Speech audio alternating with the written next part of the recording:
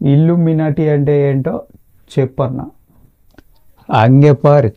ఇల్లుమినాటి అనేది 1776 జర్మనీలోని బయేరియా అనే దేశంలో గుర్తింపు పొందిన ఒక సీక్రెట్ సొసైటీ.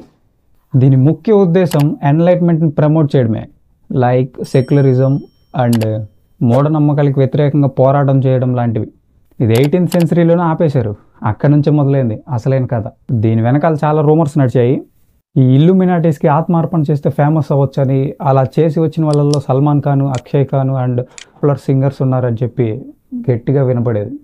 అండ్ అలాగే వీళ్ళు గ్లోబల్గా జరిగే ఈవెంట్స్ని మ్యానిపులేట్ చేస్తారని కూడా గట్టిగా వినపడింది, like wars and economical crisis లాంటివి.